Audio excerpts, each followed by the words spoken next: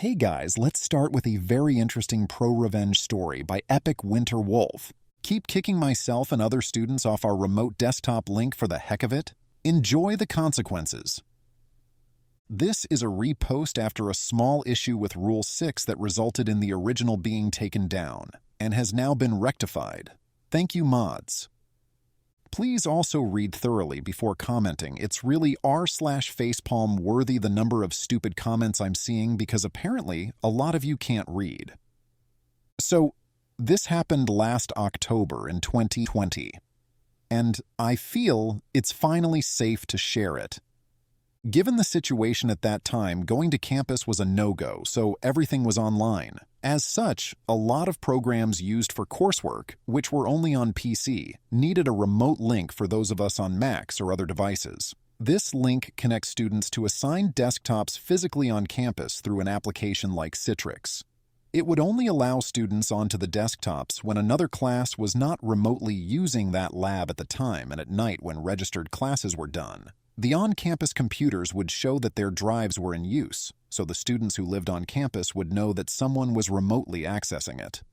Well, I was taking a course in remote sensing, which required access to programs such as ArcMap, ArcGIS, R, and ERDS. You can look them up. They were only available on PC, so I, as a MacBook user, needed to use the remote link. The issue started at the start of October when I was working on an assignment in ArcMap. I was really startled when I was suddenly kicked out and then furious because I hadn't had the chance to save my latest input. I then went back to the webpage, re-input my student credentials, and logged into a different desktop. Not 2 minutes later was I logged out again. Rightly peeved, I emailed the professor and TAs about it and moved on to other homework. I figured it was a bug, that it would soon be fixed. No, it continued throughout the entire month. I ended up having to work on my remote labs between 9 p.m. and 2 a.m. as I literally was not able to work during the day without being kicked off. It was really annoying, especially since I couldn't even work during my assigned lab time. Other students started reporting this, and we'd get a lot of emails from IT. Updates, patches, and things like that we had to install to try and patch this bug. And nothing worked. It was painful. I decided that enough was enough and took a train to campus after my online morning classes. If it was going to keep booting me off the remote, then I would just go in person. I completed the online health check, got to campus, no problem, and made my way to the building that housed all the PCs. Yes, we have a building that houses all the PCs for computer classes. Anyways, I went up and towards the lab that my credentials were registered to. I'm going to be honest, I wasn't expecting what I saw, but I sure was damn pissed. Through the windows into the lab, I saw 2 guys going from PC to PC logging students off. At first, I couldn't believe it. Then I got furious. They were laughing about screwing with hardworking students. I will call them Dumb and Dumber. I decided to get some payback. I pulled out my phone and placed it beside the window, and it was partially hidden by the trash bin inside the classroom, recording them and what they were doing. They didn't notice me, thank God, and I got onto my laptop, remote, linking to my phone. I then got onto the university social media page and started to live stream the video from my phone. I put a title along the lines of "Found the bugs kicking students off remote desktop. Video has been deleted, and I will explain soon." It didn't take long for fellow students to take notice of it, and it went viral within 30 minutes. Names were soon put out as Dumb and Dumber were recognized, and there was a lot of hate in the comments. Even campus police replied, asking for the location. I was all too happy to give it. It was then I saw on the stream that Dumb pulled out his phone, and he started freaking out. He had noticed the stream and that it was live. I quickly rushed to grab my phone and retreat, and that's when Dumber rushed out the door and friggin' tackled me. We started brawling. It was self-defense as he kept attacking me to grab my phone. And then I saw Dumb going for my laptop, which was hosting the stream, which was still being recorded from my phone. So, I kicked Dumber between the legs while elbowing him in the neck before jumping Dumb To be honest, I don't really know what happened next, but I do remember campus police having to pull me off dumb.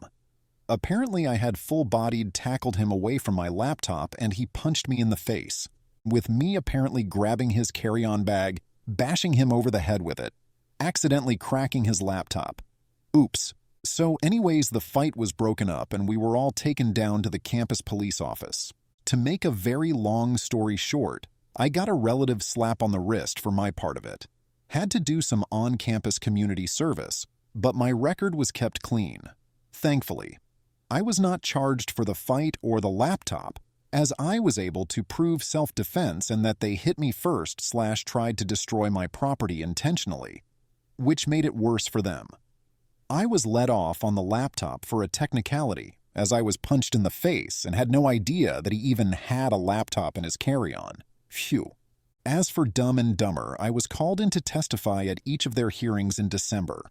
Turns out kicking students off remote links was considered a very grave academic offense, as it was intentional tampering with others' work. The video stream I took was a big part of the evidence against them, and CCTV proved that they had been doing it for weeks. In almost all the computer labs, they had intentionally messed with over 100 students. Adding to attacking me, I had a nice shiner for a month, and my devices, instead of running, they got into pretty hot water. Now, the reason this wasn't discovered sooner was due to the fact that this remote link was new to us, and IT was still working through the bugs. I don't know exactly what happened next, as they just needed me to come in, masked, and tell what I did, and remembered. However, I did get notification in my email in March this past year that 2 students were expelled for intentional tampering of other students' work. Can you guess who? Yup, Dumb and Dumber got the boot for their dumb actions. It gets even better, though. Turns out they were here on student visas, which meant that not only were they expelled from the university with a black mark on their records, they were also given the boot from the country, and most definitely back to their very disappointed parents. Maybe it's karma, but they got publicly exposed on a live stream for their actions for all the school to see, which was taken down due to it needing to be evidence against them and all. But, yep, they were expelled twice for their dumb actions, and with their names in campus infamy for their stunt. Hope they've learned their lesson. Kept from original post. Edit wanted to add that they were actually put on a cargo flight home, as their country wasn't allowing passenger flights. They had to go because without their visas, they were in the country illegally, which would land them in even deeper hot water. The university actually took mercy on them and paid for the flight, and I agree. They may have acted stupid, but that's no reason to have to deal with border security or whatnot. I only know this because I ran into and was able to talk with one of the campus officers who told me what happened when I went in person for a lab this recent September. So, yeah, those guys had to take a cargo flight home. I think the uncomfortable experience they would have had was enough of a punishment compared to being in lockup until their country's borders opened or until other arrangements could be made. Edit 2, wow, didn't expect it to blow up like it did. Truly astonishing. Thank you all. Edit 3, okay, wow. Looks like I need to correct some very inaccurate comments.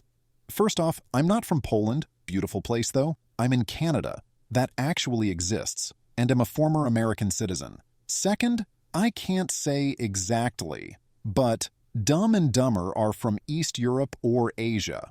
I'm not certain. Thirdly, sadly, Canadians are actually smarter and politer on average than most Americans. Something I have noticed. Also, this isn't a place to have discussions about whether Apple is good or not. This is about pro-revenge. And I'd rather not have my reapproved post locked down because of you guys going off topic. So please, stop.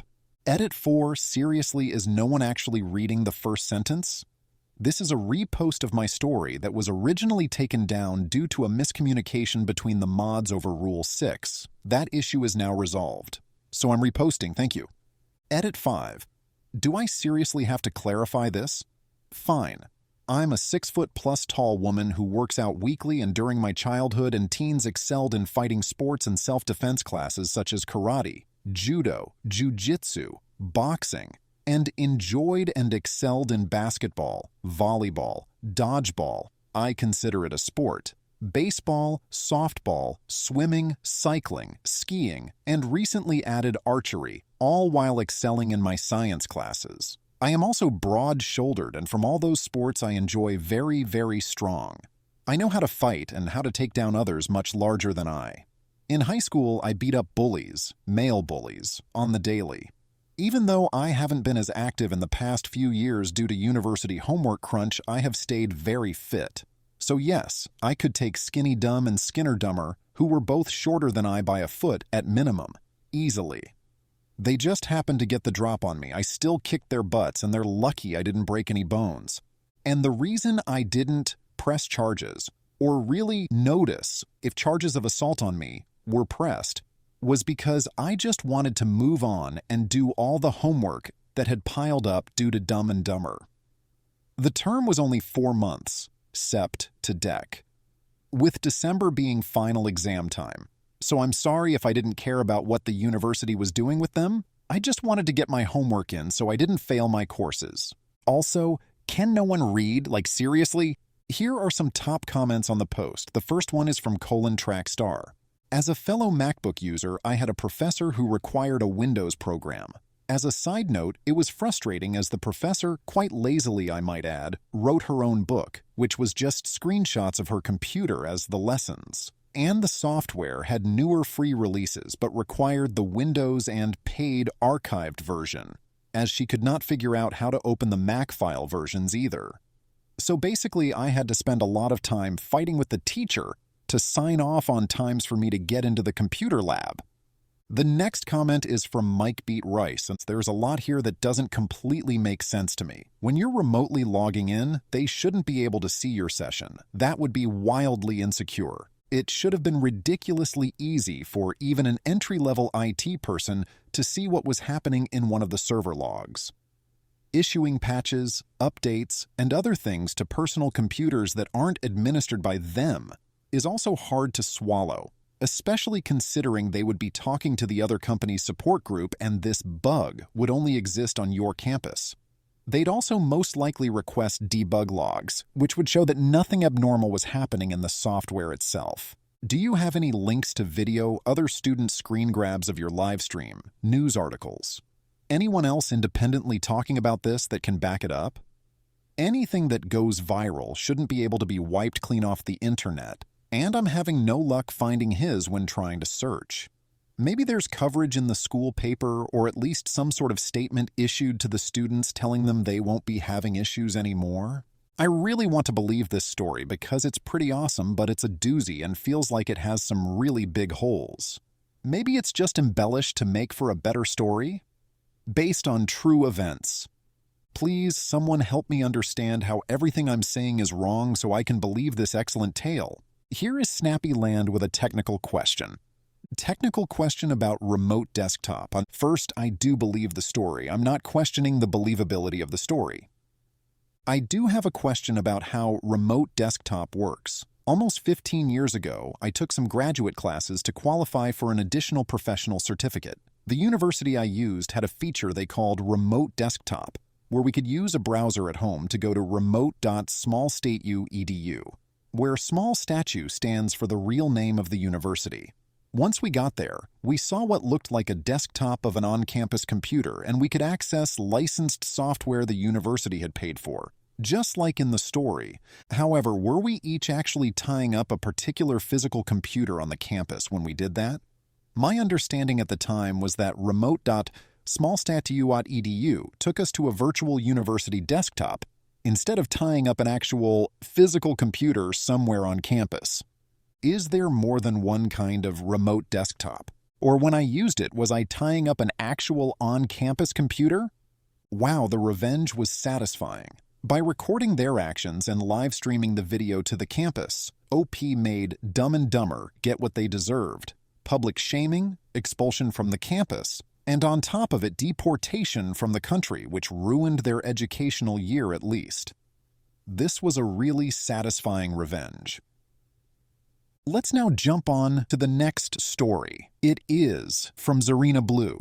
Shady landlord loses his fancy truck in just about everything else. TLDR. Landlord threatens my child. Also tries a scam he has been running on his tenants for years on me and ends up losing everything for it. This is going to be a very long, but considering I ruined this guy's life, not an exaggeration. Location, the Deep South, 2007 to 2008. My ex-husband and I have always gotten along very well, and we have, at the time of this story 7 years old, a daughter. We have always lived near each other for convenience sake, and have on occasion even lived in the same house after divorcing. So I was thrilled when the people across the street from him sold their place, and apparently it was going to be for rent. I had known the folks across the street, nice people, and had even been in the house a time or two. So when I showed up with my other half to look the place over, I kinda knew what we would be getting. The landlord was working on the house when we pulled up. We had gone out to eat before this, and so I know he was unaware he was talking to someone who knew the people who had lived there and been in the house. His big old dually was in the drive with his company name stenciled on it. He meets us in the garage and immediately starts lying. He told me this was his family home and he was fixing it up, but there were a lot of memories there and his kids had grown up in that house. I realized he was adding value. I kept my mouth shut because it was right across the street from my ex-husband, and it was literally the bus stop for the school for my daughter.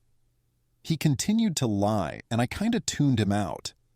The place was a little worse for wear, dirty, gross carpet, chipped paint. I made a comment on a broken light switch, and he told me he was having a cleaning crew come through and clean up the place and having everything painted and the carpet redone. The price was a little high, but once again, I really wanted it, and it wasn't nightmare high. Just $200 over what I was expecting. I had a small Australian shepherd, so first month's rent, last month's rent, and pet deposit. $1,250 for each one. Ouch.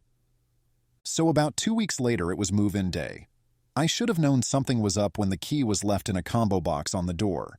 We had paid through a service, so he had the money, and we had the key. And a mess. He had done literally nothing except replace a set of rotted outdoor steps that he probably had to for liability purposes. We dragged out the digital camera and started taking pictures. It was a 3BDRM 2-bath with a partial basement. We took over 1,100 pictures. Here are some highlights. Ketchup smeared on the kitchen walls and floor. Nothing in there had been cleaned. The fridge was awful. Had what smelled like hair gel rubbed into it in the dining room and outside the front bathroom door. Fireplace literally had soot covering all of it and up to the ceiling. The reason for all the non-working lights became apparent at the point. He kept it dim for showings. Garage full of trash, or partial basement, which we hadn't seen because that where he had a big saw set up and wasn't really a selling point for us. Mold. All the mold. So I called him up and basically said, "What the hell?" And he replied that money and keys had already exchanged hands, and if I had a problem, I needed to put in a maintenance request. He said, "I don't remember it being that bad.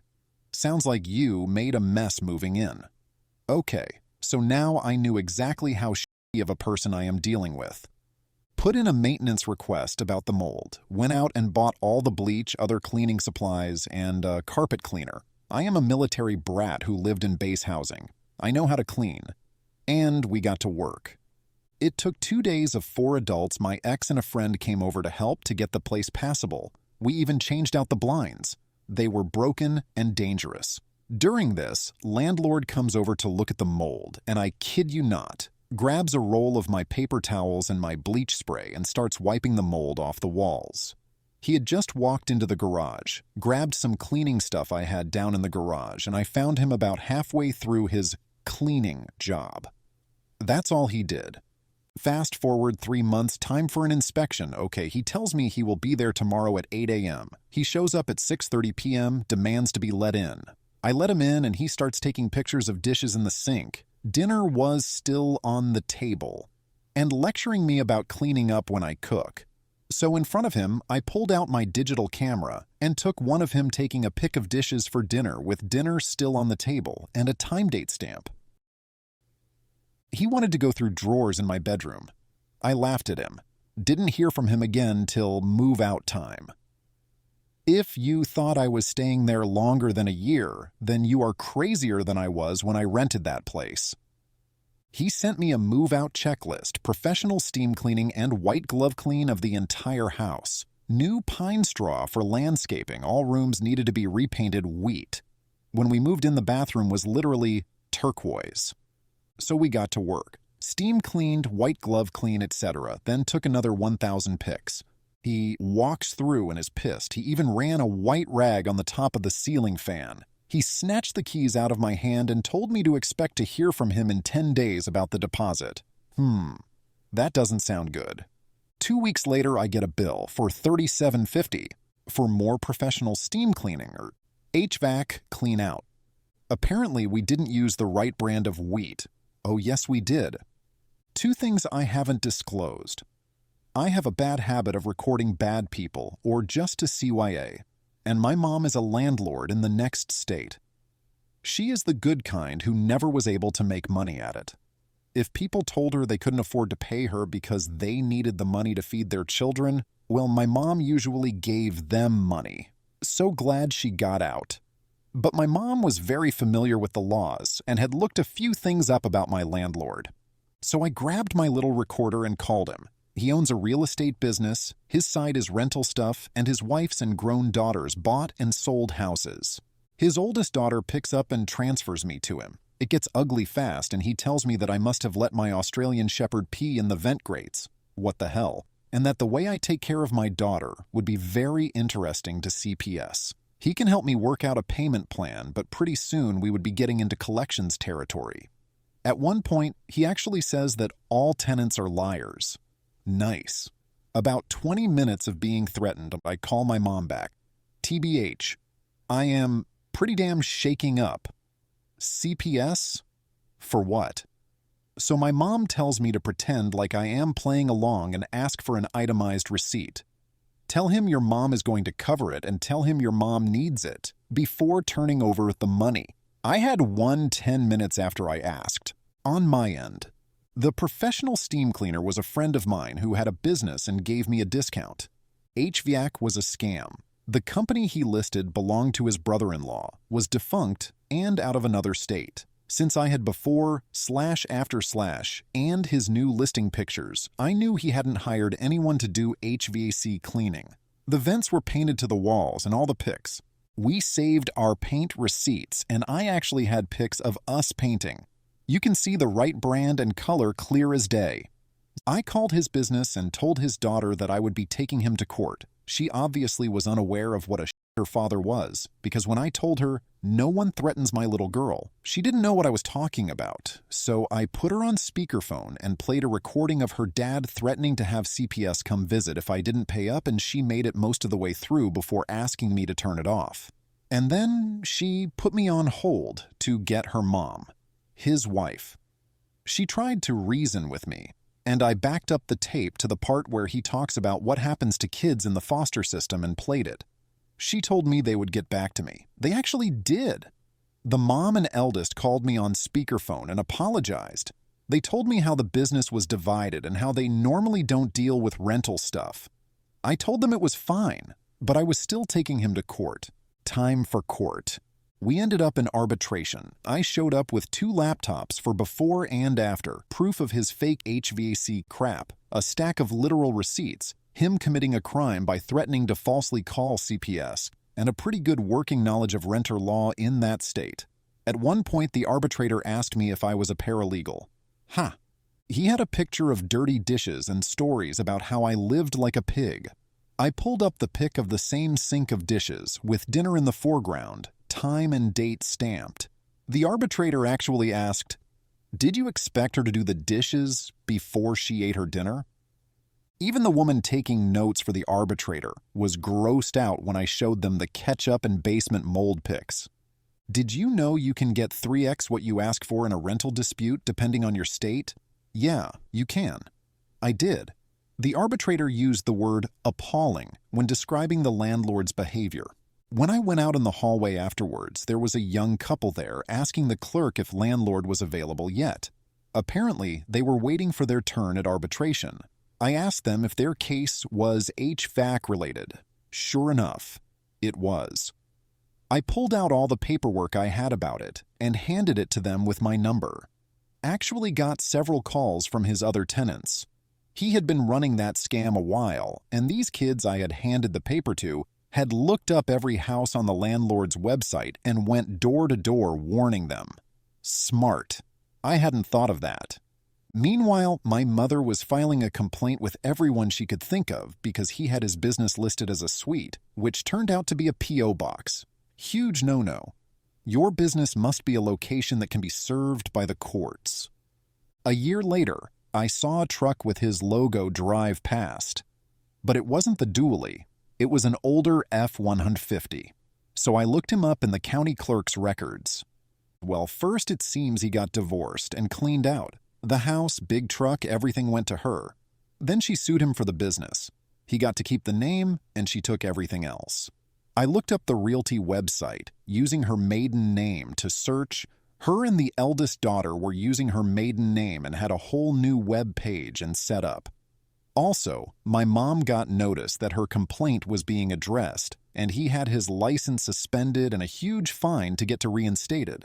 My mom kept an eye on the records for home deeds in the area, and all but 2 of his properties were sold at auction. So, let's sum up. He had to pay me 3 times what I asked for. Lost his big money making scam. Lost his wife. Lost his house. Lost his truck. Lost his license for a while. No regrets. Edit. Changed all initials indicating a person to title. Fixed a transposed word. Filled in a couple of places because I write like I talk. Fast and with huge leaps in the story. Sorry.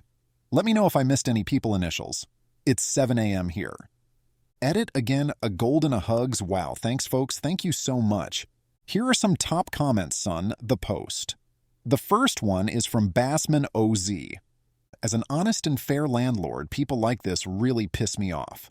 Slumlords are a dime a dozen, and there are a bunch in the area. I have my rentals, university area. I never have vacancies because my tenants are always helping me find new ones if they have to move. I have had tenants for up to 8 years. My current ones are in their 3rd and 4th year, and all just renewed the lease for another year. All my tenants must be juniors or higher to rent, however, because of too many prior issues with the out from under parents party fever. Not age discrimination because you can be 14, 15 and be in college. Glad you got this slime. Trouble is too many, never get nailed and just keep doing the same stuff. Best to you. The next comment is from a landlord, Worth_weather8031. I'm a landlord and I get so pissed hearing renters' horror stories. Good on you for taking him down. Content_great_grandma replies to the landlord. This is over 50 years ago. My mother and I lived in an apartment with a landlord who would pinch a penny until Lincoln screamed. There were 2 incidents which confirm this. First, there were a strip of small stores next to the apartment building that caught on fire. She had the insurance adjuster there the next day inspecting her chimney for fire damage. Second, I was late coming home one evening and noticed pry marks by the lock area of the door jamb. I called to my mom and she hadn't noticed them because she had been carrying packages. She called the landlord the next day. She didn't ask if anyone was hurt or if anything had been stolen. All she said was, "When did it happen? I have to call my insurance man." The revenge was perfect and brutal. OP's landlord tried to scam and threaten him with CPS, but OP took him to arbitration, winning triple damages. The best part is that OP's encouragement prompted other tenants to come forward, and the ultimate blow came when the landlord's wife and daughter stepped forward. Because of greed, the landlord ruined his own business, family, and you can say life.